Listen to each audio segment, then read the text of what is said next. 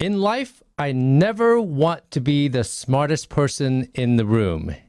In this Facebook Live, I'm going to live what I preach.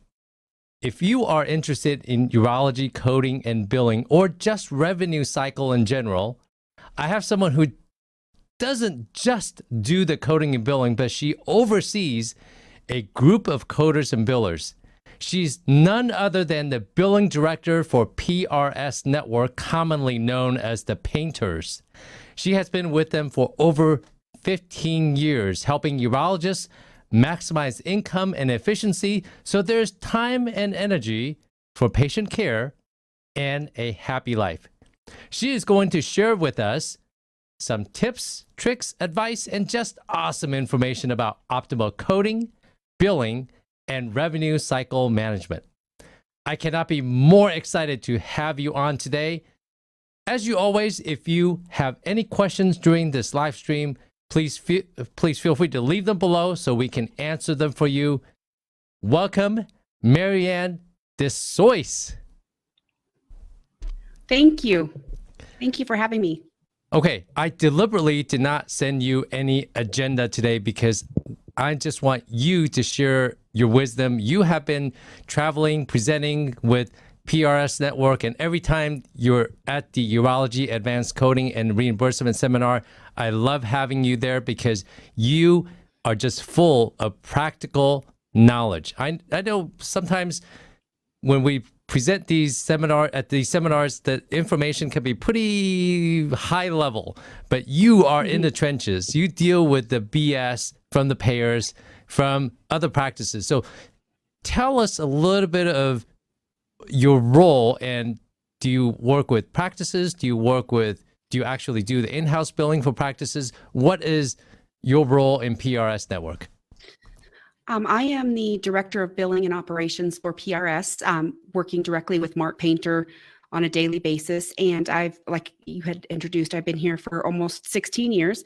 My role here is to oversee all of the items for which we do here at PRS. We are a revenue cycle management. We do that.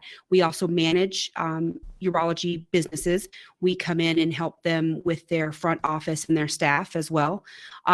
We work on workflows such as and any of the front desk workflows, pre-visit workflows, referral workflows. We are also doing eligibility and benefits and referrals for several of our clients. And of course, we're doing coding. We do coding from anywhere from charge check items for clients up to abstracting and doing compliance and audits for them on the backside. So I am managing all of that with the staff, managing the staff, and also talking with clients directly. So we get questions, as you can understand with the Painters, we get questions here on a daily basis, just asking us our opinion. So I'm constantly working with Mark on practices when they come into us and ask us questions regarding what to do next. Okay, sounds like it's soup to nuts. The entire revenue cycle. Yes, everything that you can think of. I'm talking to doctors, I'm talking to staff, I'm talking to PAs, I'm talking to billing companies. Yeah, everything. Okay, very good. No agenda. I said, No. Marianne, come with whatever you want to share with everyone, and I'm monitoring the comments. If they have any questions, they're going to ask, and I'm going to ask you. What do you have on your mind? Feel free to share what it is on your mind so that we can all benefit. Okay. I wanted to start off with something that's been increasingly important over the past months and year, which is the front desk, your pre-service process. We are seeing a significant amount of clients, providers who do not put in place pre-visit services so that you're making sure that when your patients come into your clinic, they have the right insurance, you are collecting the correct amount of copay from them, that you've checked to make sure that they have the availability for the service that you have. So, and also that you're checking for past due balances. What we're seeing a lot of times is that is not being done, and therefore you guys are seeing patients that are not going to result in payment. We're also seeing an increase in the denials from Medicare because front desks aren't understanding, as you call them, Medicare disadvantage plans. They're putting in for Medicare, and what we're seeing is that we're getting denials saying that they have a disadvantage plan in place. So now you've seen a patient, you've rendered services for a patient, sometimes a procedure that you thought didn't need an authorization from Medicare, but actually did need an authorization from, say, United Healthcare. So we are really trying to make sure that you guys are all aware that this is a necessity. And I hear all the time from providers, we cannot afford to place people in those positions. And our stance on that is that you can't afford not to anymore. I know in our conferences, I know Dr. Lynn states it, everybody is preaching this. One of your biggest payers now is probably your patient. It's at least in the top 5. And if you're not collecting that money up front, you're leaving that on the table and costing yourself more money because you're chasing it after the fact. So what we are really trying to make sure that people are understanding is that pre-visit service, we say 3 days ahead of time. That's my standard, is kind of just start at 3 days ahead of the patient coming into your clinic. You have somebody going through and making sure that the patient has the right insurance, that you know what they're supposed to pay when they come in the office to include past due balance, and that their benefits are payable to you as a provider, that you're a network with that plan. That also plays into the fact that know what plans you do accept at your office. You would be surprised how many practices are not aware that they do not participate with certain plans with Blue Cross Blue Shield. They think that Blue Cross Blue Shield is all encompassing, and it's not. As they add plans, or you may not participate with some of them, and then in the end, you then lose out because you didn't get paid from that plan. And a lot of times those added plans are silver plans, like Silver Plan from Blue Cross Blue Shield, or they are Medicaid plans for which the patients don't have any money to pay for those.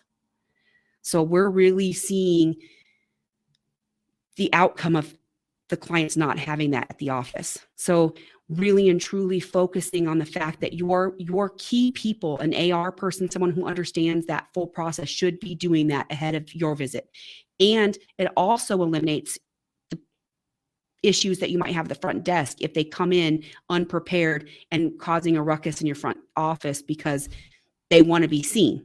So if you can do all that ahead of time, then it allows your providers, or actually, to not have to make those decisions when they're coming back into the office. Because then we talk a lot about, Dr. Lynn, I know you don't want to see patients, you don't want to be involved in the financial process, but a lot of us out there are dealing with providers who are involved in the financial process. And if you can do all of that stuff ahead of time, it allows them to make better decisions when the patient's not in front of them. You dropped so much information. I know. Sorry, I talked fast. I love it. I love it. Okay, so first of all, it sounds like what you're saying is it is important to figure out first of all, the right information from the patient. Yes. Also, you need to know the type of insurance that they have. Also, if your practice actually participates with that particular plan. And yes. Also making sure that the practices spend the FTE, full-time equivalent people, yes, to figure out the benefits, eligibility, and figure out the unmet deductible, co-insurance, copay, and making sure that they are collecting that upfront. Correct. Doing that all before the patient comes in. That 3 allows days you guys before. to have 3 days before. Yes. We recommend 3 days before because that allows for you to get a hold of the patient as well. Okay. If you have to get a hold of them. Okay. That's really, really true, because 3 days before, if the patient doesn't have a prior auth required for a particular plan, or if the patient decides, well, I don't want to pay you for the unmet deductible, then you have the 3 days to fill that spot, because correct, urology appointment spots are so precious. Correct. There's a shortage of urologists. There are not enough urologists, and when that spot is open, it hurts the potential patients who could be seen. It hurts the urology practices. Correct. So that we could pay raises, massage chairs, and and bonuses. Yeah, I tell you, one of the best purchases I made last year and a half, 2 years ago, was that massage chair back there. So we need one here. Well, we'll talk to Mark about that. I know, talk to Mark. It's great, except I never have the time to sit down, but my staff loves it. So Your staff loves it. so it's easy to say, yeah, you need to spend the time and you need to have the people and do that. So the question is, I'm a tactical kind of guy too, as well as a strategic kind of guy. How do you advise your clients on implementing those things? We have a protocol, obviously. We have a sample protocol that we adapt to clients that we have. I recommend on every single thing is to document your process.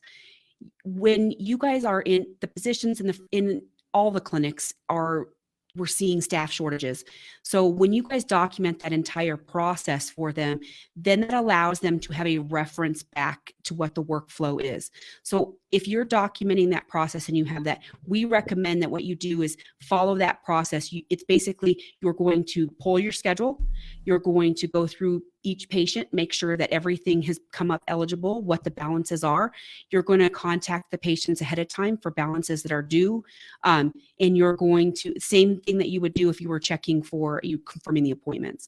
And then when you go across this and you come to your problem patients, that allows you to have that time to go to your office manager and or your providers and say, hey, these patients owe you X amount of money. Do you still want to see them? We haven't been able to get a hold of them.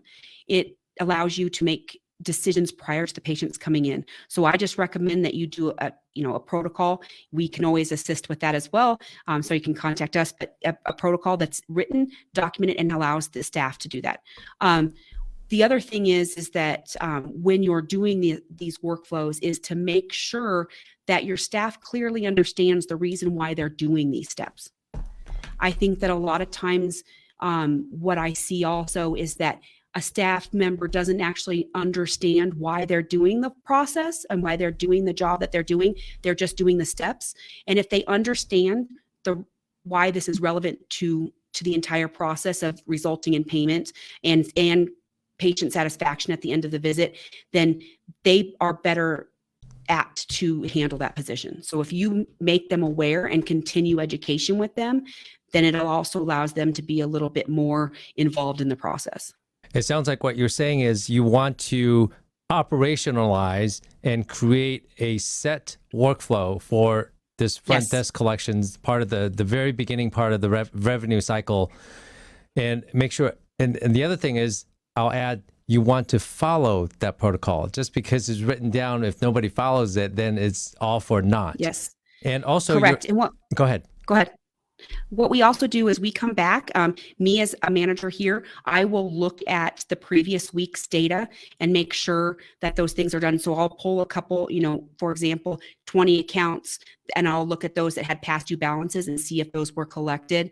And then go back to the staff member that was involved with that and see, what issues were arising during that so that we can better the process moving forward if they ran into an obstacle, if they ran into a provider obstacle or a patient obstacle, to then try to solve that for the next time.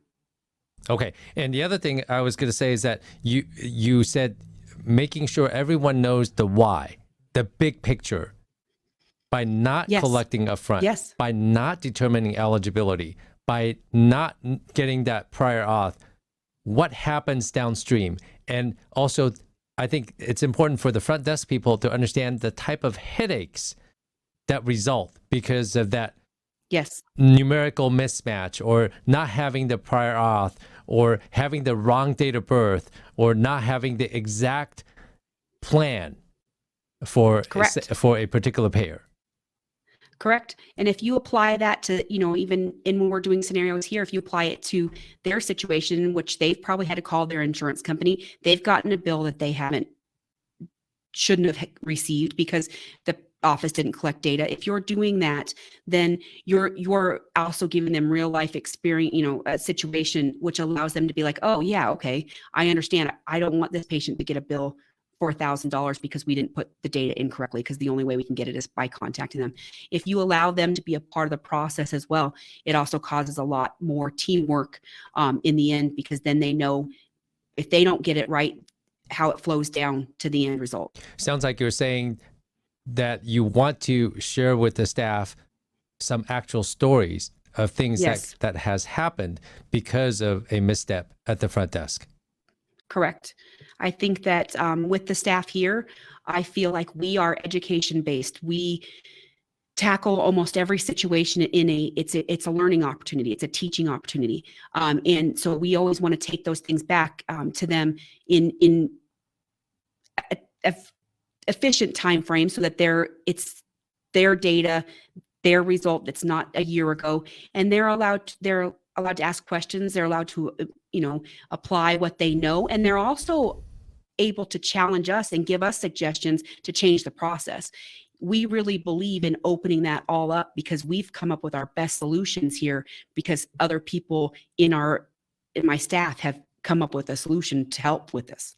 Yeah, so much. What's so amazing about the Thriving Urology Practice Facebook group is that I learned so much from listening, just reading what other people are experiencing, their struggles, and also some of the novel ideas that they've come up with to deal with the same problems that we all have, which is amazing.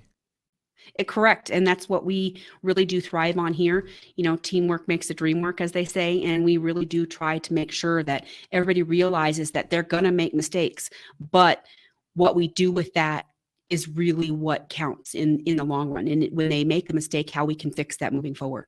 All right. Very good. Looks like, let's see. Some people are saying, Susan says, know where your payer contracts are and what they say. Correct. Know everything about that you can dig out of your payer contracts. You guys will not believe the amount of times people are fighting appeals, and then we get back to their contract, and it really does state in their contract that they won't get paid for items that have a zero grouper, or that it was carved out of their original contract, or that they don't get paid, they get paid a reduced fee of Medicare. And then they're like, we did all that fighting for nothing. So before you're going to battle, make sure what is in your contract is known to your providers and to yourself. Sounds good. All right. So what else? Somebody asked a specific coding question, the exact CPTs and stuff like that. I'm going to table that for now. I want you to cover the content that you have, and then if we have time, we can go back. And somebody also mentions a PCR. So I know PCR. So I also wanted to mention, we are also having a lot of issues with authorizations. Intertwined, I know people use different terminology, authorizations, referrals. What I'm referring to is authorizations authorizing you to do a procedure with that payer for that patient. And what we are seeing a lot of times is that here's 3 scenarios that we're really running into in the last 6 months. We have offices who have staff who's calling to ask for authorizations, and they're actually not getting the final determination before that patient comes in. And in the end result, the authorization was denied, and therefore we're now having to appeal with a denied authorization. So my first suggestion is don't do procedures if you do not have everything in hand with the approvals. Don't let them be pending unless it's an emergency.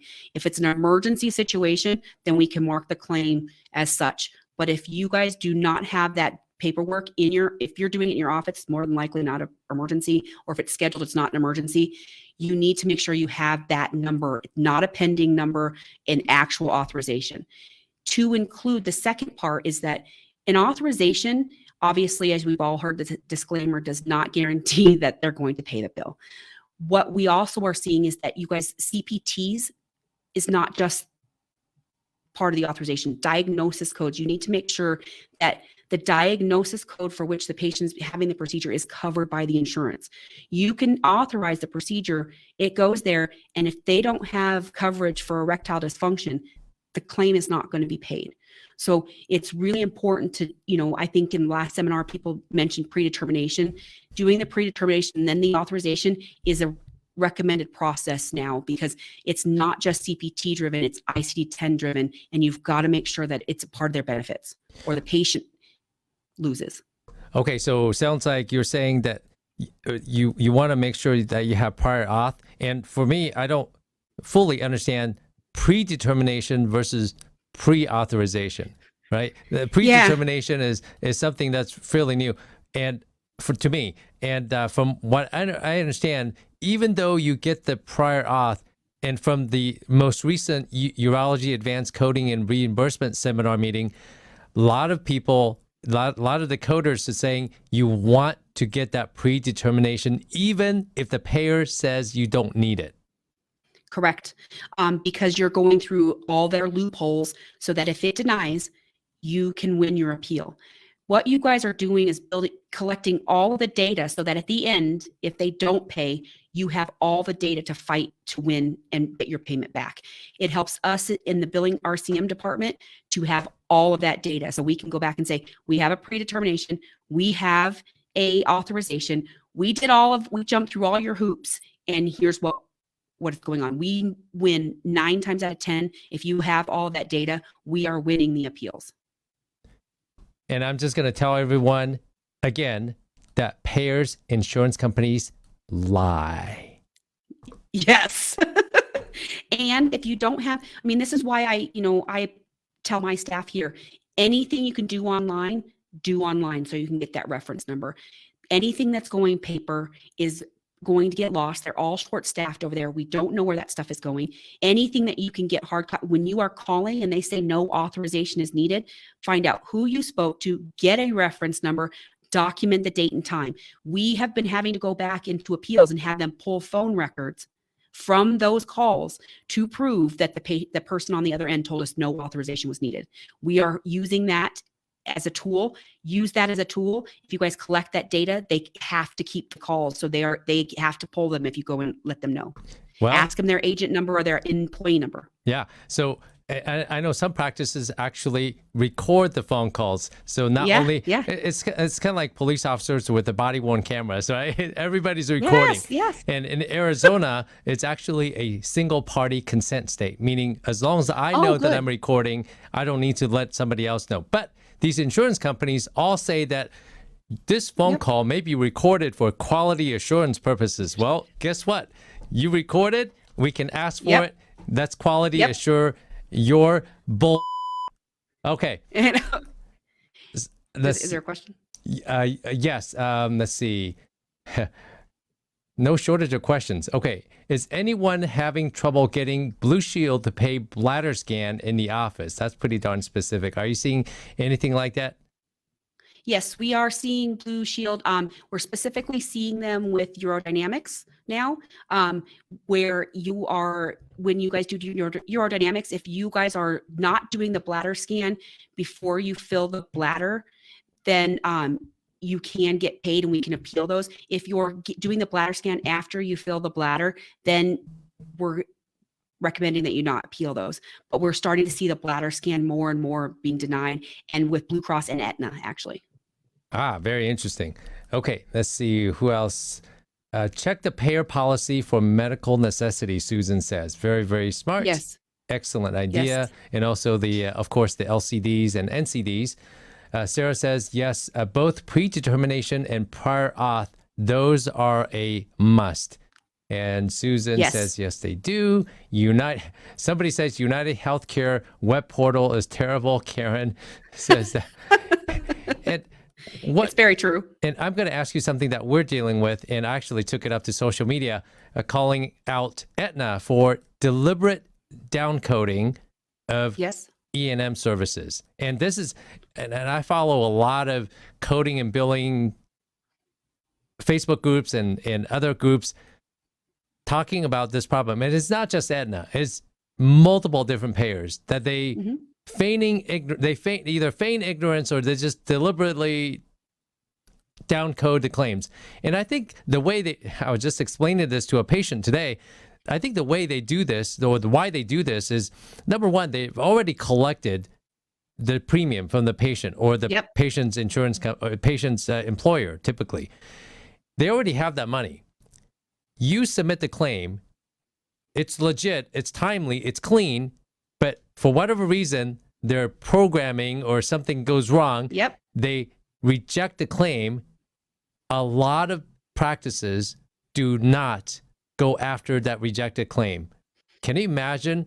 So for a billing company, right? I always think billing companies get paid by the claims that are paid, right? They get a percentage. Correct. Yes. If the first pass gets paid, that's easy money, right? But if they have to work a claim, then it's not as sufficient for them to make that money. So all those claims that get rejected, if they just say, well, you know what, it's rejected, so we're not going to rework that claim, that's just money lost for the practice. So Correct. that money, And you'll start seeing them increase the denial. yeah, Or the because, downcoding. Yeah. because the payer knows, hey, this practice, nobody's watching the chickens, right?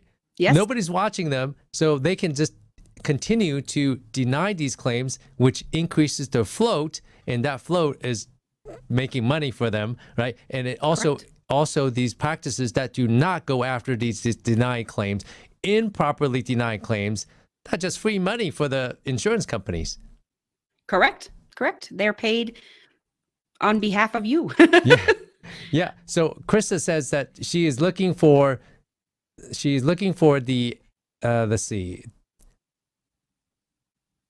These messages are jumping up and down. Does anyone have contact information for a live representative to Aetna to start a peer-to-peer process? We're going after downcoding. Yeah, Aetna has been playing this game of deliberately downcoding, and of course, their coders. I mean, I took it up to Twitter to hold them to task, but we need to. Eventually, I think there's going to be a class action lawsuit against Aetna. Now, I was just going to say that, yeah. I did a YouTube video talking about how Aetna was scamming dental practices, and also there's a lawsuit that was settled in Texas many years ago. Anyway, there's a YouTube video, so look up Aetna scam. John Lynn. Look at that, yeah. I did read that, or I did watch that actually, because we're having the same issue with several of our clients. We're recommending bulk. A bulk appeal, like start saving all of them, present your data all in one, so not one by one, but actually presenting. And we're also, we have had some success in contacting senators and having them help as well to reach out. Once they contact them, you'll be surprised at how quickly you get a response back. We locally here used Senator Bennett, and we got an item with Aetna and had somebody calling us within 48 hours and resulting in us sending the data. So all the resources that you guys can use, I mean, Dr. Lynn's using social media, use your congressmen, use your senators as well, let them know what's going on. And if you show them the bulk of that, not just one claim, but if you show them all the claims that are coming in and the work that's going on, they also will advocate for you on that end as well. And we are seeing some success with that. Also with the peer-to-peer, if you guys go with one claim and you present 20 of them all right there and that person's on that phone, they may not deal with it right there on the phone, but they will reschedule another peer-to-peer. We say it all the time, be a thorn in their side, because it's the only way to fight what they're doing at this point. If you give up on this, on pennies, on dollars, you guys are allowing them to win and let them tell you that it's their computers. It's the way that their claims are processing. If you keep fighting this, we are seeing people or seeing the payers stop the medical records pool. We're seeing them stop doing this for a clinic because they don't want you to be this, they don't want to fight with you. And we're appealing, the reason PRS is here is, we're educating you guys, providers and staff, on coding and the right way to code. And we're telling you, document and code what you document. And so we want to fight for that on our end. We want you to be paid for what you guys you're educating yourselves and documenting and doing for the patients. And if you allow them to keep allowing you to, screw you over, then they're going to win every time. And we're seeing an increase in this in Blue Cross Blue Shield as well. And it looks like Susan says she has the Aetna medical director's email address. She's going to post it. Thank you so much. That is the power of this Facebook group. Yes. That is what's so awesome. Okay, somebody asked about specific CPT codes. I'm going to hold off on doing that. Somebody says that Nolene says she just received a letter from Cigna effective April 16th of this year. If you bill an E&M with J1071 and 96372, the E&M codes on the claim will be denied. Did anyone receive this letter? Yikes. We did not receive that letter. We did receive a letter at the end of last year stating that they were going to be bundling E&Ms with procedures, and then they redacted that. So if they're trying this a different way to say it with medications, just making sure you guys are documenting, I would fight those and I would appeal them. We are currently now with several of our clients appealing E&M codes with Humana, bundled with procedures, Blue Cross Blue Shield bundled with procedures, and several of the well meds and such. This is becoming a trend where they're denying the E&M with your procedure. I think, yes, I know we did. The urology coding and reimbursement podcast. Yep. Last year we did one where I think it was Cigna that wanted documentation. They wanted all of us to go to a website to submit documentation every time we use the modifier 25. Right, 25, yes. They walked that back very, very quickly.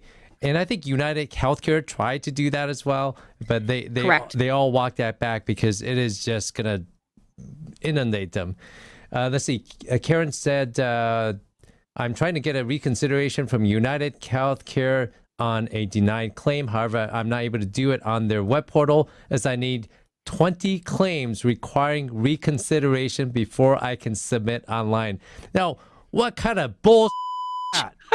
Come on. Exactly. Come on. I know. So what they're saying is you need to have evidence of us trying to screw you over 20 times before you can submit a claim, a denied claim appeal on their portal.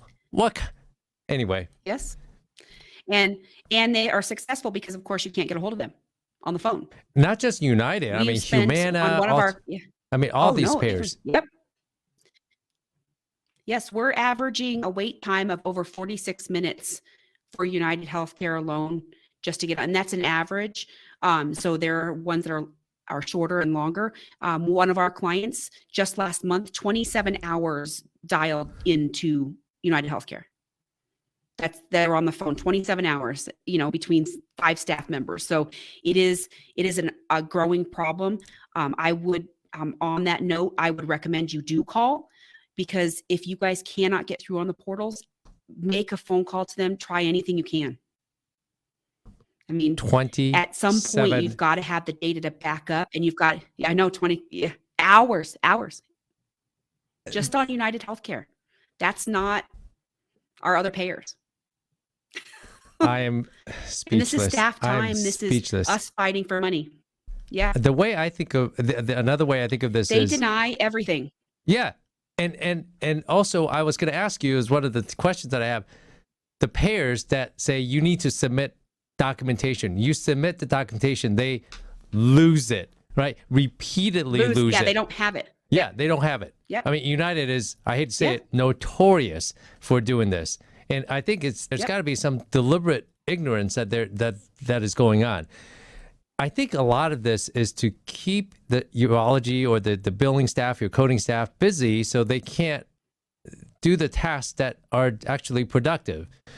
And I think a lot of this administrivia, as Mark would say, is to keep the urologists and the practices working in their practice so they don't have time to work on their practice. And I think that's part of the bigger scheme, the scam. The scam. And, with us, what we've done to combat that is that, we have our really critical thinkers on the backside of our appeals and such. And so we have people who are entry level AR staff who are doing the claim status checks that are online. And then we're creating a workflow of how they escalate that up to our critical thinkers and fight those, so that when you do get United Healthcare needing you to have 20 claims, you actually already have 20 claims that you have, so you can actually just put those together and throw them in there, because they're the critical, the people who are doing the appeals are keeping all of track of all those, because we're also keeping data to see which payers are escalating these issues. And we keep mentioning the same payers: Humana, United Healthcare, Aetna, Blue Crosses. They're all in on this, and they do count on. I will tell you, I have a very close family member who works at Anthem, and they report how much auto denials they had from their system. And it is a thing that they talk about in their monthly meetings. So they know that it's happening, and they actually depend on the fact that more than 75%, this is what she has let me know just recently, more than 75% of the claims were not appealed, that were auto denied. And so it was just money that was not paid out. So they count on this. That's literally, so number one, it sounds like you're saying they're incentivized to deny claims. And number two, 75% of the denied claims do not get appealed. That's free, literally free money to the payers. Yes, correct. Because you would not believe how many practices are auto posting and those denials don't get worked again. So sad. People are not paying attention to that because they don't think they need to, and they need to. You guys need to be looking at stuff. They're underpaying, they're not paying. We need to pay attention to everything that they're doing, because those are dollars and cents that are decreasing to you guys just from cuts you guys are being, mandated from yearly, and then they're cutting you even further. Well, number one, by participating with insurance companies, you're already taking a discount, and then Correct. And then you take another discount when they don't pay you or they screw around with your payment. Let's see. Somebody said, I am in a practice with 9 docs and 4 APPs, 250 encounters per day, ballpark every day.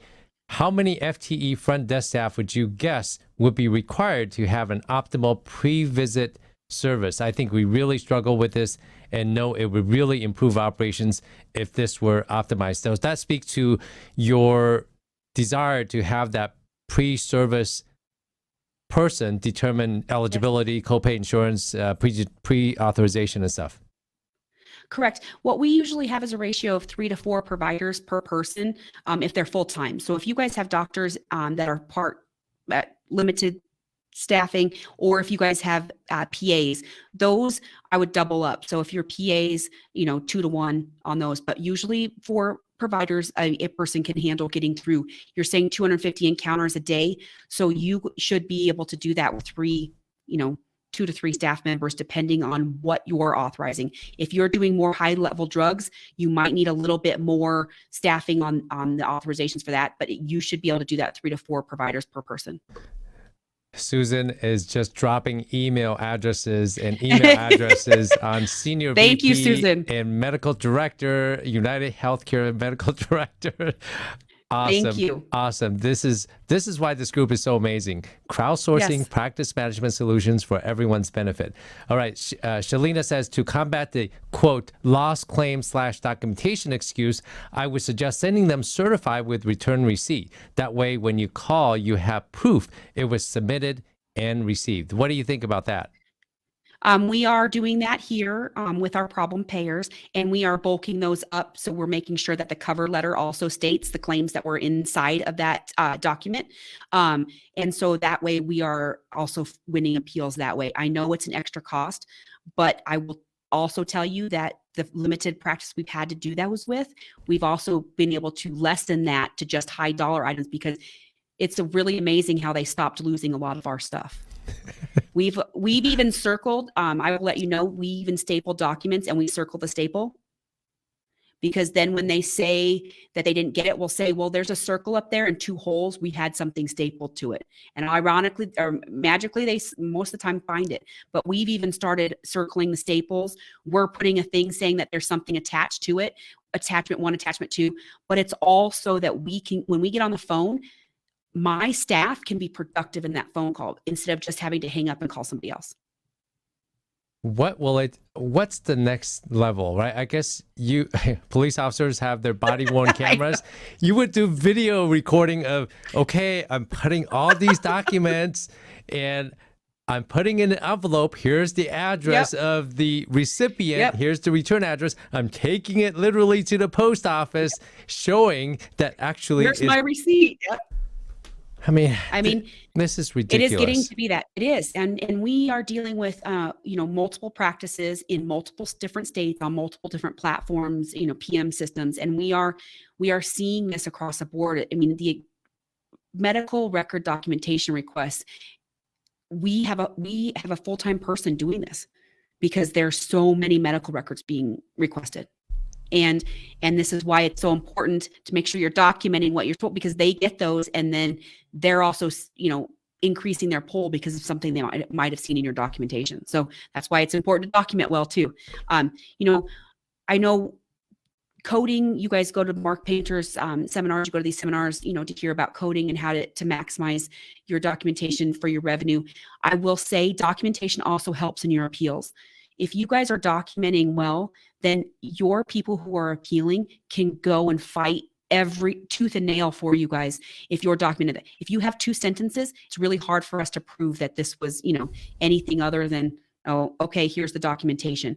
We have a great appeals person here. She will send a book to the company. She will pull everything from that product's website. She will pull stuff from the AUA. And when they start getting those things, they're going to stop asking for it because they don't want to read through it either. So, load them up with everything that you can and make sure that their documentation as providers, as your providers, highlight that stuff. Highlight it in the notes. Make sure the insurance company knows this doctor spent 26 extra minutes. They spent 3 extra hours. Note that in your appeal because it will help you win on the other side. And when you go to the medical director on peer-to-peer, they then have that document as well, and your providers don't have to provide that for them. And most of the time, it's a short call, and the doctors are going, saying, okay, we'll go ahead and pay that. What do you suggest? What techniques do you have? Because physicians, we are super crazy, inundated, and there are so many pieces of information that we need to keep track of. What do you recommend as far as improving documentation for physicians and APPs, I guess, in this situation? In these situations, I would recommend that you guys have your billing staff, your current billing staff, keep track of those and have a monthly review with them so that they can tell you what they're finding and what they are needing from when they're getting the responses back. If you guys, as a team, I'm going to approach the team, whether you have on-site billing services or off-site billing services, you still are a team. We approach everything as a partnership, even as an outsourced billing service. We are an extension of that billing of that client. So we want to come back to that provider and say, hey, great. We know what you did. We know what you meant to say. But when we submitted this appeal, this documentation didn't support it. Next time, if you can do this, we come back to them about addendums. If you meet with your billing staff and allow them to have a voice, they will tell you what needs to happen. They'll let you know when you ask them what they need from you to get these things appealed, what they're coming up against. Even with the authorizations and referrals too, they'll know that too because they have to submit documentation as well. They'll come back and let you know. If you have a relationship with your billing team, they will let you get the information that you need. I think this is an iterative learning process for a qualified health professional, an APP or a physician.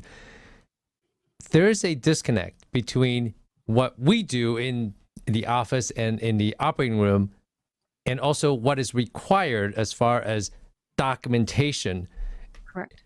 To prove what we did. And also there's a lack of concordance between what we actually do and also our understanding of the coding and the CPT codes. Not many people have the full picture of this is what I did, this is what the codes are, what do I need to say to show that what I did fits this, and also if there are modifiers that can be used, how do Correct. I document over here to fit this modifier? Because Correct. that is actually what I did. So that disconnect, I think that's the hardest part. And this crazy world of third-party billing and coding, unfortunately, the player, if you will, all of us are players in this game. The player who understands the rules the best is the one who is going to win the easiest. Otherwise, you're going to struggle. Correct. And, we do stuff where we go through high dollar items with the provider that didn't get paid and go through the scenarios. Those are things that will help the entire practice learn from that mistake. It's a mistake. It gets written off. It does stink a lot of times that happened, but it's a learning opportunity to say, what can we do better next time?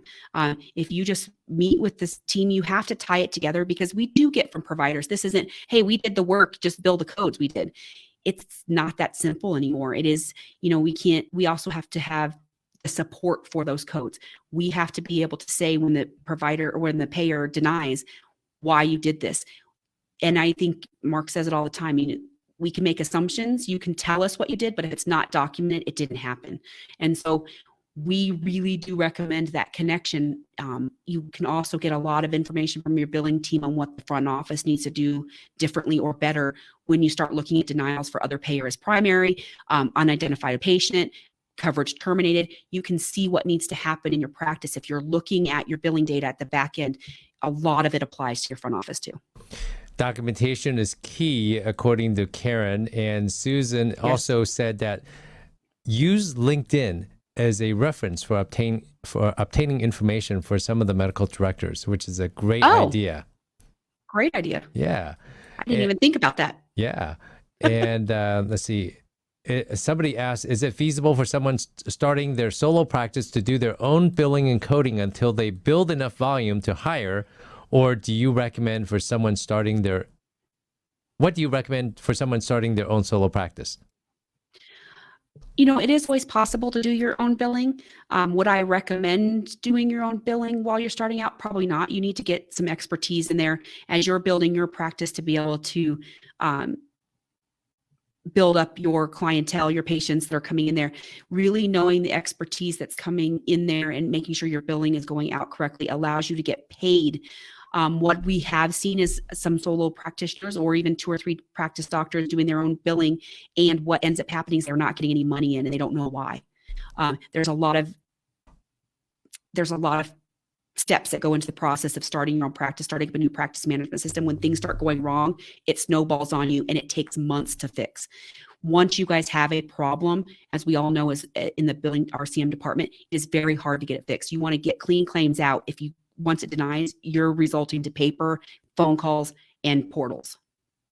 So long story short, I would recommend you get somebody to help you. Get somebody in your office that can help, maybe just a part-time person that's done billing before, or outsource to a billing company. Well, I think that's a great idea. When you first start, you want to get that revenue rolling so that you can continue and sustain the practice. Correct. It's important to also not get so bogged down with the daily running of the practice. Remember to work on your practice. Correct. Don't just say outsource the billing and just put blinders on and ignore your revenue cycle.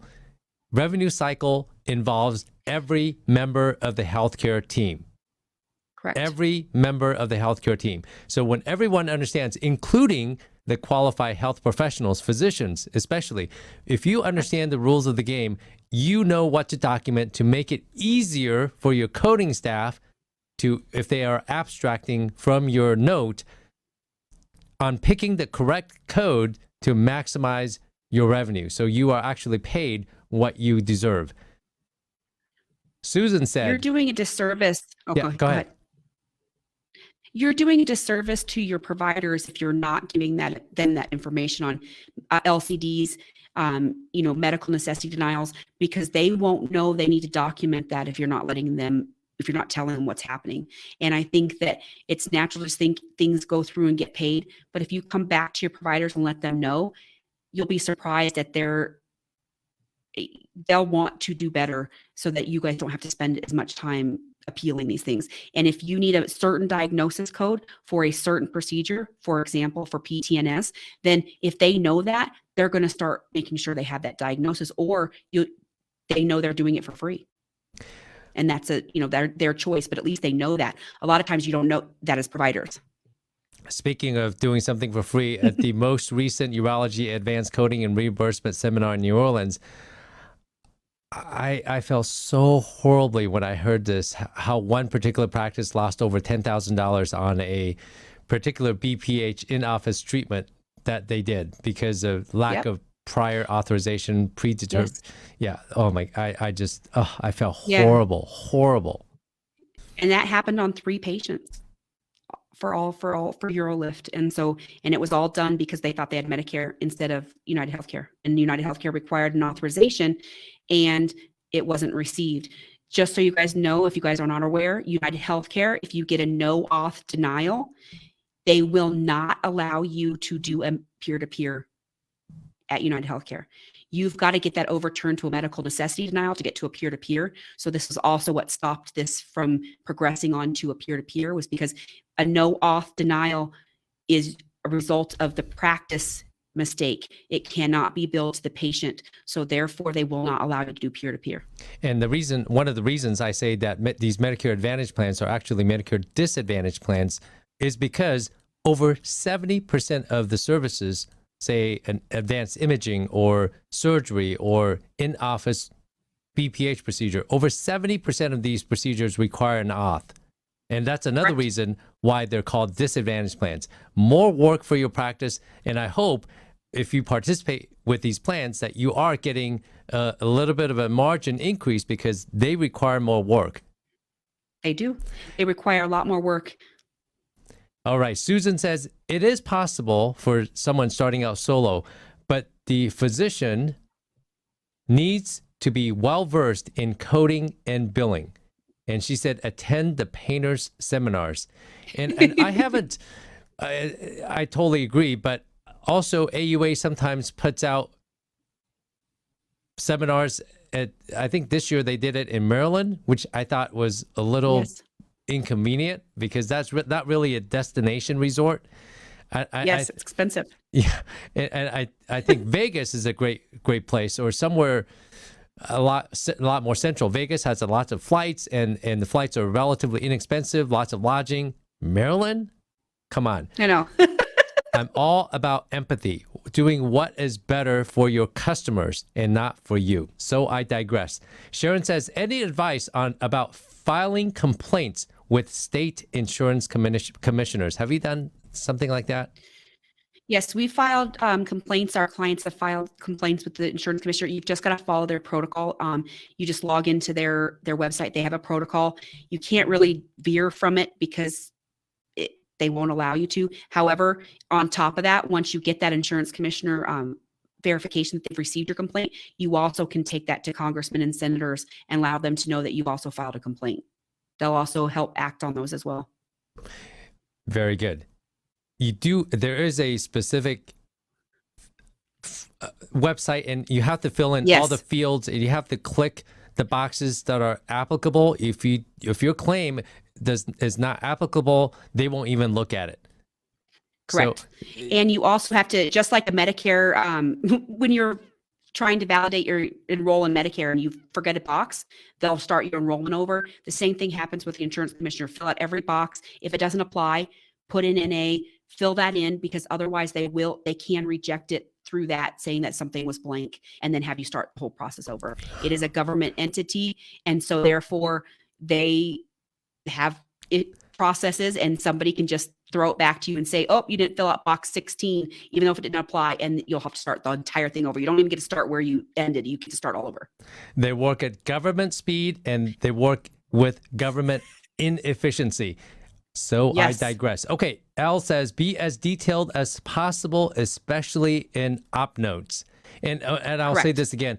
It's important to know what is required on the billing side so that the surgeon knows what to document on the operative report, because you know what you did, but the payers and the rules are written in a certain way. For instance, TURBT, you need to specify what is the size of the largest tumor. Correct. Versus cystolethalopexy, it's not really the size, but also the complexity. There are two codes for that cystolethalopexy. But unless the doctor knows what the codes are, it is hard for the doctor to know what to document to make it easier for the coder and biller.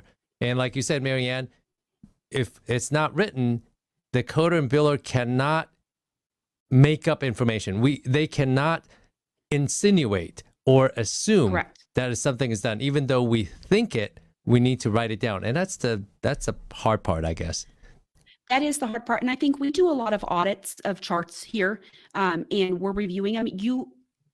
We go back and say, hey, Dr. So-and-so, this is actually a 99213, not a 99214, and 9 times out of 10 when it's incorrect, they come back and say, but no, actually, I disagree with you because I did X, Y, and Z.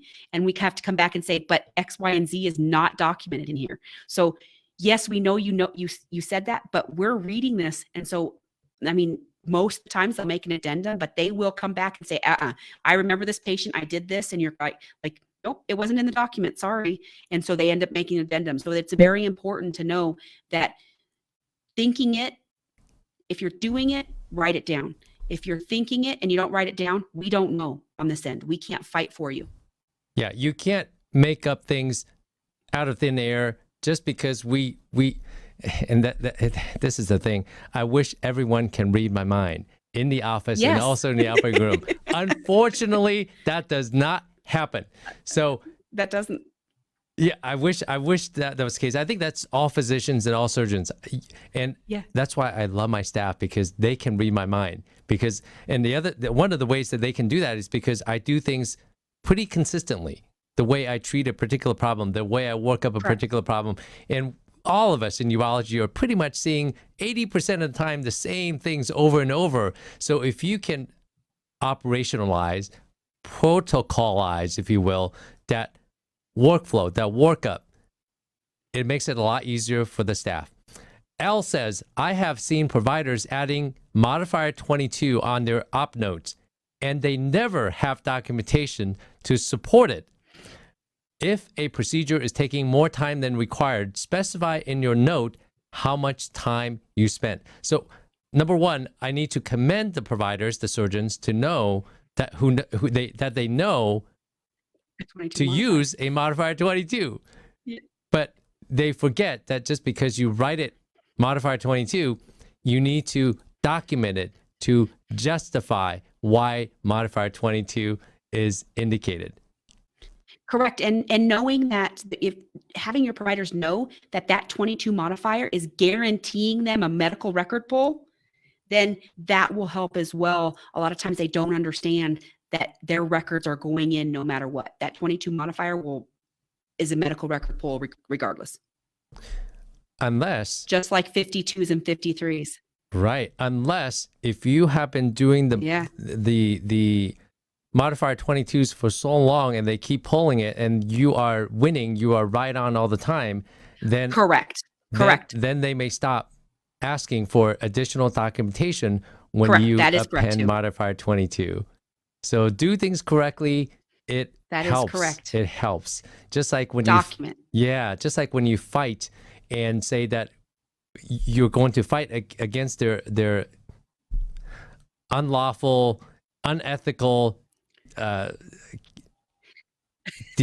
denial of your claim. If you fight it and they know, like you said, Marianne, you are a thorn on their side, that you're not going to take this laying down, they're going to back off. Let's see. Correct. And pull their own policies and attach them to the appeals. Pull their own policies and attach them to their appeals and highlight them. And that's exactly what Susan says. Susan says, office staff does not take time to read these policies. Medical necessity is spelled out in the coverage policies, the LCDs, the NCDs. Yeah. Correct. Let's see. I think that a lot of times the front office just doesn't understand because they're just doing a task. Jason says, can you give us a rundown of top 5 rules and processes to put in place for front desk and pre-procedure collections? Great question. Okay, so the top 5 things that I would do for pre-visit determination is obviously complete demographics, eligibility, and making sure that your eligibility includes the correct payer address to send your claims to. Make sure you're getting the correct insurance. Just because the name is correct does not mean you're grabbing the correct insurance from your practice management system. Making sure that your copay and co-insurance is documented. Please remember that the benefits change. A lot of times as a specialty, you guys have a copay, and if you do any radiology procedures or labs in your office, they are subject to different benefits. So you need to be aware that that $30, $40, $50 copay is on top of a 20% lab co-insurance. That's on top of if you're going to do a scan or radiology scan in your office, you have to collect for that. So knowing those benefits prior to their coming in. Sorry, I lost track. And then the other thing is to make sure that any past due balance, that you have a policy regarding collections of a past due balance. Not just that you're going to document what the past due balance is, but are you going to see the patient if they don't pay that past due balance? Are you going to make them reschedule if they don't pay or set up on a payment plan? Those are important things, because otherwise your front desk is dealing with them at the front office in front of your other patients. The other thing is to put in place calling the patients before they come to your office. So in that pre-visit process, once you determine there's a problem account, you don't have the insurance right, you don't have demographics right, or they owe a balance, then you should be calling them prior to the appointment so that they are aware of that or can pay that before they come into your office or can give you corrected information. Those would be the top things that I would set up in your predetermination or pre-visit process. Sorry. Yeah, there's no shortage of things. Stumble on my words. No, I hear you. There's no shortage of things to check off. Yeah. You can also contact us. We have a protocol that you can implement in your office, but it is basically you pull the schedule and you just go through a checklist. And if you give that checklist to your staff and they have to check that off, and then you hold them accountable to that and come back when they don't do those things, then they'll learn and they will know that you're coming back and checking them. And I will assure you, you will have great success with your front desk if you are holding them accountable. So that's the last part I would say is always make sure you have a process to monitor.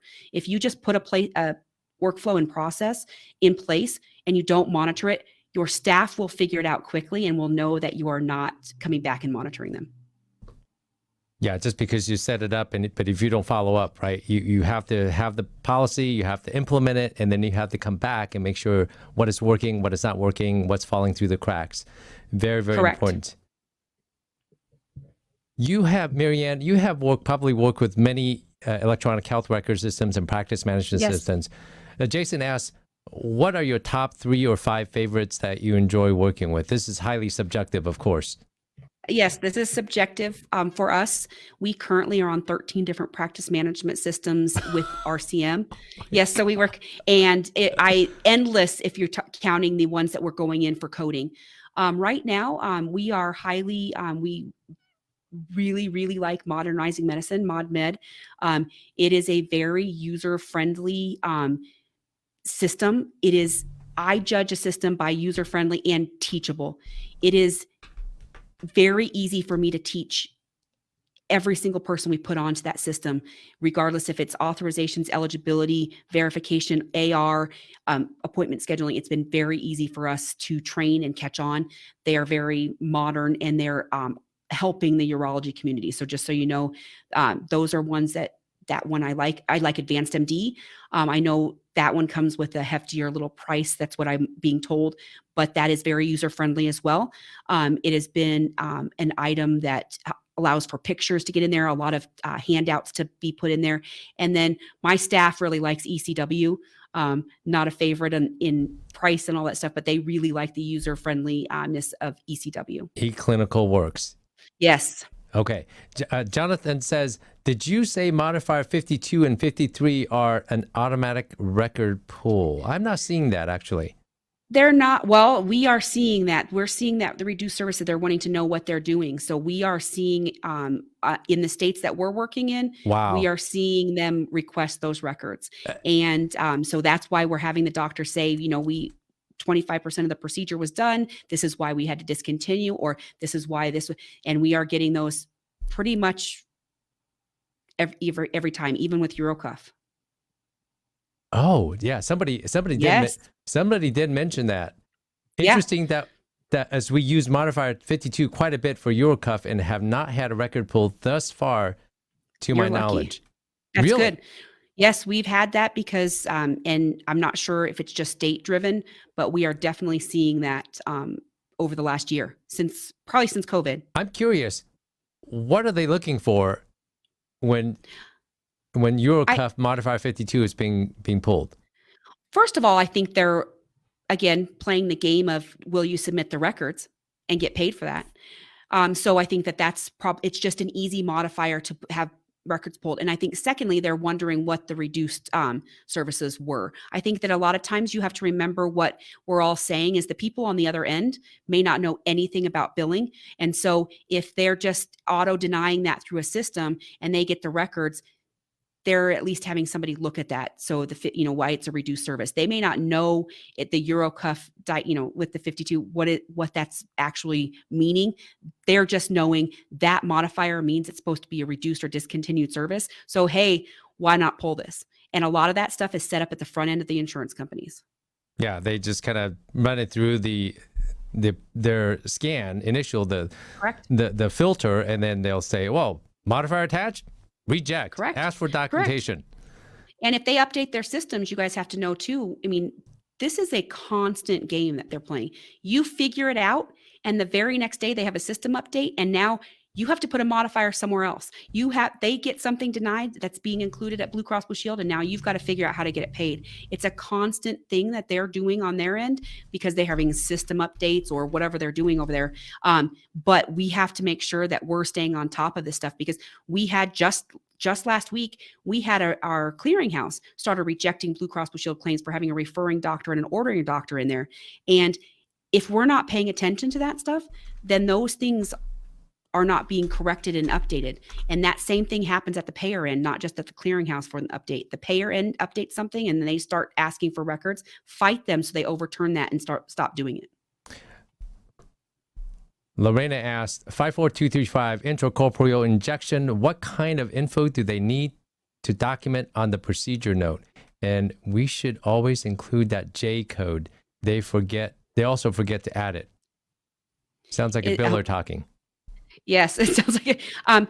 What they're looking for, a lot of times those are a benefit outside of the patient's benefits, but they are looking for the reason why you're doing it, the documentation of the procedure. But honestly, that's one that is a medical necessity, on the other end, a benefit issue. So a lot of times that's not actually needing data in the documentation. It's more of just stating why, fighting the benefit end of the patient. And sometimes you will have to start a policy in your office where the patient actually might have to pay for those ahead of time.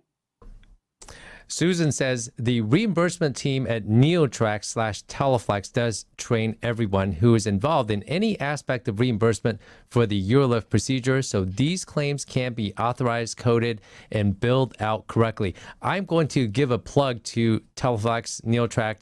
I have currently no financial relationship other than using their products, and as the #1 UroLift implanter in Arizona, I have had a lot of experience dealing with these folks. They have set the standard when it comes to teaching urologists and educating us on the appropriate implementation of a new technology in the office. Their urology consultants are amazing. When I first started doing UroLift back in 2015, the first thing I asked was all the codes. How do you implement this in the office? What is the workflow? What is the entire revenue cycle for this process? And they set the bar when it comes to educating physician offices and staff. And they continue to do an excellent job. So I agree, their reimbursement team is amazing. Let's see, Zishan says, are you doing urine PCR testing? How are you billing these tests, single code stacking? What's the rule given the ambiguity created by CMS and MolDx? The MolDx item that's coming in, we're not seeing that process going quickly at all. We do know that people who've applied for them are just now starting to get those things turned responses back. We also have several providers that have discontinued trying to get a MolDx because they still have not gotten a response. So they've actually closed their PCR labs down. We have clients who are stacking them or billing them separately. We are not seeing a lot of problems with Novitas on our end as far as that goes, but the ones that are requiring the MolDx, it's on a permanent standstill. We are seeing payers, we're starting to see payers who used to pay PCR, like WellMed, now not pay PCR as medical necessity. So really and truly making sure that you have a clinical pathway as to the reasons why you're doing that. But we really are not, we don't have a lot of data of what they're going to do next. But right now we're just seeing payers turn and start who did pay them stop paying them, and we're just seeing providers wait for their MolDx. Is anybody on here getting a MolDx? Have they gotten one? Because I don't see very many providers getting them. Yeah. Yeah, I mean, I don't know if anybody's seeing it. Yeah, I haven't heard anyone, so I look forward to seeing anyone responding in the comments. Somebody said, Rose asked, do you reschedule a visit if patient does not have their copay? Yes. You're seeing, let me phrase this a different way. Most of the time now, copays for specialists are half of what the reimbursement is. If you don't collect that copay, your provider is only going to get paid half from your insurance company. So if your copay is $60 and you don't collect that, then you're having to bill them on the backside. But yes, I would not, it is in their policy, to pay the providers at the time of service. It is usually the policy of your office to pay. I would reschedule them if they don't have a copay. And this has been brought up numerous times at prior urology advanced coding reimbursement seminar meetings. Most practices will obviously look at the patient situation. If it's a somewhat urgent situation, most practices will see the patient, but for the routine follow-up patient, it is imperative that you collect at the time of service. Yeah. And, there's always exceptions to every rule, especially when you're dealing with medicine. You just have to, my recommendation is to have those outlined. You're going to do this 98% of the time, this 2%, how it's going to escalate. In those situations, that a person who's coming in for their, regular BPH follow-up, they could probably, they can be rescheduled. Emergencies, then you'll deal with those. But if you have that policy for your front desk and they know how to escalate, and every situation isn't a fire at the front desk, it empowers them to be able to do their job successfully. 100%. Somebody asked, makes no sense what they want us to do regarding MolDx. According to CMS, the requirements are a complicated UTI and being done in a urologist's office to cover 5 panel tests. Yep. I think like Dr. Ray Painter says, if it's logical, it was an accident when you deal with CMS. Yeah, I was interested to hear that because we're not seeing people get the MolDx to be able to continue to do PCR where they're requiring it. We're actually seeing more delays than we are seeing any successes. Somebody asked, Lorena asked, is there a website/page where I can see what they need to notate for a specific procedure, maybe to create a template and make sure we have all the information needed? I think there'll be LCDs and NCDs. Yeah. Correct. And we also, and also the payer policies. Correct. Going onto that specific payer's website and looking that up, you can usually find that data within their websites to find out what they're specifying. Also using, AUA, any documents. And then also what we recommend is saving those documents so that your other appeals people can use those. So we start, like, for example, appealing UroLift.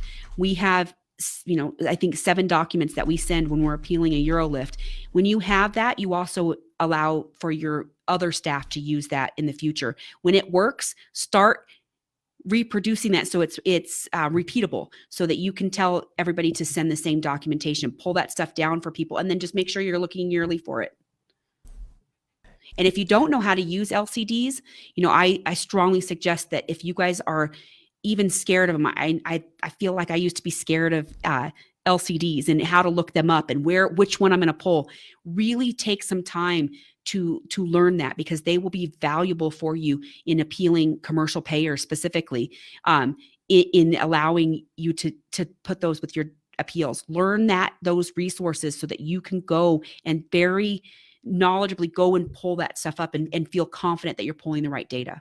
And if you don't know, ask somebody. And for those of you who don't know what LCDs are, and so LCD, local coverage determination, LCA, local coverage article, NCD, national coverage determination. And a lot of times you'll get denials and it'll mention the actual article number. You can go research, you can go pull those up on the site, and it's a lot of information you probably don't want to read, but very clearly you'll get to your answers usually if you're going through there and they reference those LCDs, NCDs, LCAs. Learn them, and if you're uncomfortable with them, really spend some time researching them and getting familiar with them. We have a really good person here who can look up anything. So it's like we're always sending it over to her to pull them. Very good. Now, Desciose says, apparently people have been stacking for the past 5 years. They've given direction on respiratory and GI panels on the PCR testing. Oh, yeah. Okay. I think in short, when it comes to PCR testing, the golden era has passed. So it's not going to be the good old days anymore. No. Yeah. And let's see, what else? On urine example, I don't have a procedure note for 51720 installation of anti-cancer agent, and they also would like an office visit on the same date. I don't have a procedure note, and they also would like an office on the same day. Not quite understanding what that means. UroLift will supply an example op note if asked. Oh yes, they will. Yeah, and I'm happy to share mine too, because I adopted theirs initially and then modified it to my use. As I've automated my UroLift implants in the office. So if I'm putting in 4 implants, if I'm putting in 4, stacking 4 at the bladder neck and then placing 2 distally, that's all templated. Yes. You should not be reinventing the wheel every time you do one of these procedures. Anytime you do a few of these procedures, you should have a template. Create an auto replace text or a dot phrase or something, whatever your EHR uses. And if you are using Dragon or Nuance or any sort of voice recognition system, maximize their utility. I can say a phrase and it'll automatically expand. I can even say a phrase and it'll automatically click the boxes needed to fill in an entire vasectomy template. So it'll click on a date, click on pre-op diagnosis, post-op diagnosis, surgeon, procedures performed, anesthetic use. All I have to do is say sig vas nitrous. It'll automatically fill all that in for me. So maximize the utility. And unfortunately, you have to be a little bit of a technocrat to be maximally efficient in your office. Take the time to learn it. And following up on that, you're dealing with that on the provider's end and making sure that your notes and templating, all that stuff, those same efficiencies can be applied to your front office and your billing company. If you make things repeatable, if you make things clear for your staff, no matter who's doing it, you're going to succeed, because then the out of the ordinary situations become things that you can figure out. If they know these are the 10 steps I have to do with every single patient that comes in the office, it becomes habit. They don't forget a lot of those steps. And then you're dealing with the fires or the emergencies. Make those efficiencies so that your staff can be efficient too. If you have data in 17 different resources, if you don't educate them on why they're doing things, they don't know why they shouldn't get the data. If they don't know why they should collect the copay, then they don't have anything. They don't know why they are not collecting it. Okay, well, the patient doesn't have it, I'm not going to collect it. If they know what it affects and how that turns over the back end, educate. Please spend time with your staff. Go back to the front desk and ask them if they're understanding stuff. If you keep talking to your staff, you're going to be successful. You're going to find out ways to do things better for them and for your patients. And I can't emphasize it enough. Spend time in the education of your staff. Show them why they're doing what they're doing, why the end result is for the patient and for them to keep their job, for your practice. Come back to them, spend the time, and you'll also see people grow. You'll see people going, oh my gosh, these people are invested in me. They want me to learn. And then the top comes off of some of your best employees I've had is giving them that room to grow and that education. And then these people can do anything, and you can put them in these critical thinking roles. Keep coming back to your staff, keep showing them why they're doing this, and they will in turn be loyal to you because they're learning. People want to learn. I know there are lazy people too, but a lot of times they're there and they want to learn. And if you just give them that confidence, they're going to come back to you tenfold and give you more of themselves. Good leaders empower their staff to make decisions on their own. Mm-hmm. So be that good leader. All right, I'm going to go into a little bit of nitty gritty. Okay. We just had an E&M 2023 webinar, and it stated that if you administer injection and document time that the patient was watched for 20 minutes before leaving the office, that we are able to bill appropriate E&M code. Is anyone doing this? So I think this speaks to the concept of the global package. Go ahead, Marianne. Oh, I don't see people. Sorry, it's echoing back to me. I don't see people doing that in the global package. I know Mark talks about that changing a lot. We're not seeing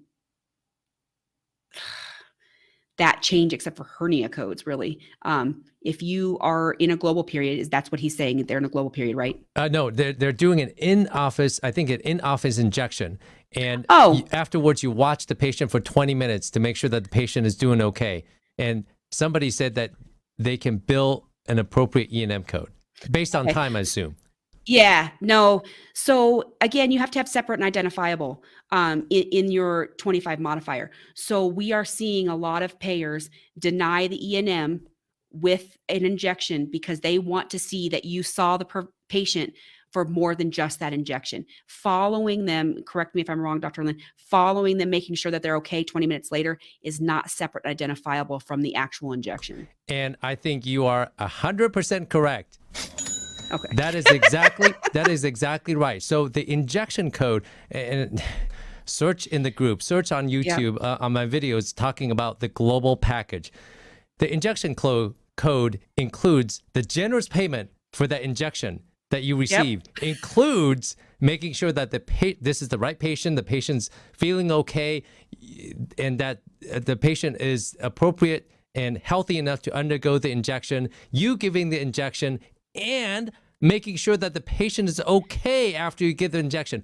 All that is included in the generous global fee of the injection. You do not get paid extra for watching the patient and making sure that the patient is okay. That 20 minutes is part of the generous global that you receive for the injection, unfortunately. So whoever gave you that information is wrong. Do not do it. Get in trouble if they start pulling your notes and seeing that. Yeah, you do not want to be subject to take backs. And not only that, if you are subject to take backs, they know you did something wrong, and now they're going to watch you. They want to do this pains me to say this, 100% prepayment pulls. Tell me more about that, Marianne. We have had clients that are on 100% prepayment pulls. And what is that? It is where they do not pay any of your services, let's say surgeries, claims that are over $1,000. You'll get on a pull of all procedures, and they will review your procedures before they pay you on those. So you've got to send them the documentation and now wait for them to review on their end for you to get your payment. If they disagree with your payment, as you guys, I'm sure people have seen, you get this nice long letter that says, this code was supported, documentation not supported. And they won't pay the codes where the documentation wasn't supported. And this ends up resulting in delays where you usually got paid 10 days from Blue Cross Blue Shield to up to 180 days, depending on your contract. Some of them are 180 days that they have to review your documentation. So you get on that 100% pull, you start sending those pulls in there, and then you start being a thorn in their side and asking them why they're doing that. If they're sending you back documentation and your documentation proves those codes, you should start getting on the phone and asking them to pull you off of that. Usually this happens. You're saying that they have 180 days before they adjudicate the claim after they pulled the records. So that means you have a 6-month lag time from the time of service until you get paid? Yes, if that payer allows for that. So this is why I'm always saying clean claims, this front end process is becoming so important to every single practice, because the minute this goes to a denied claim, paper appeals, web portals, you are now subject to all of their timelines that they have to process those appeals. So once you get to a paper process, hopefully they find your documentation, it's not lost, and you have to then become a part of their process. I'm sure everybody here has been with Optum and their medical records. We had one doctor, it took 9 months for a Provenge to get paid because they kept losing the documentation. And then once they found it, they had 180 days to process. That just, That's just ridiculous. Yeah, it is. And I mean, and it's getting this way over and over again. And this is why I'm saying this front piece, this first part that I started with, the reason I started with that is because it is so important to arm your office with critical thinkers at that front pre-visit process and make sure you guys, before you see the patient, you're already winning because you're going to get paid on things that other practices aren't going to get paid on. And then use that back process should be for things that we really do need to appeal, that we need to fight for 22 modifiers to get the maximum reimbursement.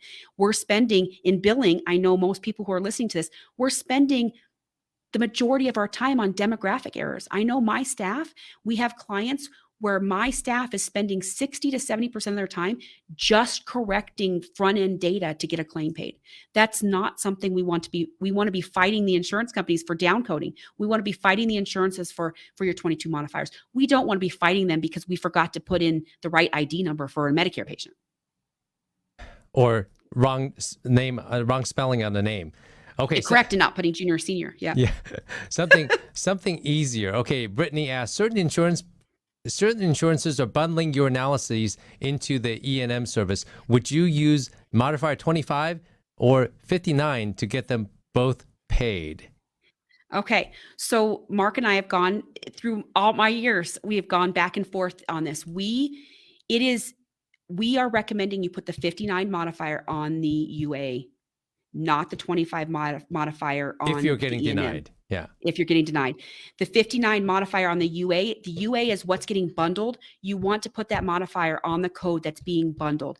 Your E&M is not the one that's getting denied. If your E&M is getting denied, you have a different story. But if your UA is getting denied, i.e., I know probably the payer is either Aetna or Blue Cross Blue Shield that's doing this, put the 59 modifier on your UA. Also, make sure if your system can do it and you can program your system to put the 59 for those financial classes, do that so then you reduce the errors going out. So if your practice management system you can say 81003 has a QW and a 59 for all Blue Cross Blue Shield financial payer, and no matter what the doctor does, that gets added, you guys will be successful. Use your practice management system to help you with some of these edits too. Yeah, Aetna and Blue Cross have been requiring modifiers on your analyses for years. And what I was told by my coder was to use a modifier 25 on an E&M. So I guess we can try modifier 59. So either 59 or 25. Those are the typical two codes at prior meetings, other practices. They've been doing that. Yeah, people do something differently. We just came to the conclusion that the right code to do it on was the code that was being bundled in. So that's why we did the 59. I think either way is okay. They're both trigger modifiers for audit. So just as long as your documentation, again, going back to what I'm sure you guys have all heard, Mark, make sure you guys are documenting your UA and the reason for your UA, because we're also seeing payers come back and deny and not pay the UA because you guys, just because you're a urologist doesn't mean you can do a UA. You should put down why you're doing it. And not only, so when a UA is ordered, it could be BPH with obstruction. I have the ability to say history of kidney stones or kidney stones or ureteral stones or urinary tract infection or microhematuria. I attach all of the relevant ICD-10s to that one single $3 urinalysis. Not only that, if you want to be paid for that UA, you want to not just order it, you want to incorporate the results of the UA in your documentation. For instance, UA : no evidence of infection, no nitrites, no leukocyte esterase, no evidence of infection, something like that, so that you are using the data in the UA in your assessment and plan, in your thinking, and you're writing that down. That is a way to bulletproof your documentation so that they can't say, we're not going to pay you for this $3 claim. Yes. Marianne, I think I've kept you way longer. I mean, this has been amazing, amazing. So many people are just continuing to watch, and I'm sure there will be more questions once this live stream is over. So I don't want to keep you any longer on a Friday afternoon. Well, thank you. This is the first time I've done a Facebook Live, so I appreciate it. I think you did phenomenally. Thank you so much. Thank you very much. And you guys all have a good day. Go ahead. Would it be a bad idea to maybe circle back and have you come back and talk some more? Because I know we did not cover everything that you wanted to cover. Well, yeah, and I think that's also, now that I've gotten this first one kind of nervous out of my way, it's a little bit more organized, because I was just thinking, as you were talking about ICD-10 codes, I'm just thinking here, we need to talk about linking your correct ICD-10 codes as your primary diagnosis. There's a lot of things to go over. And I think there's a lot of people out there that would like to ask some questions. Anytime you want to have me on here, I would appreciate getting out this knowledge, because I know on our end, we want to fight for you guys too. And we want to say, hey, we need this information to do it. And if we can have that voice, maybe that'll get everybody, empowering them to go to their providers, give feedback, whether it's for providers, your staff, just keep giving feedback. And I would love to be a part of that. All right. Well, thank you so much, Marianne. And I look forward to having you on again. I think you did great first time on Facebook Live. As I'm all pink. No, thank you. You did great. All right. For those of you who stayed with us until now, thank you so much for the privilege of your time. Please take care of yourself and take care of each other. I'm sure the comments will keep rolling. Have a good weekend. Bye-bye.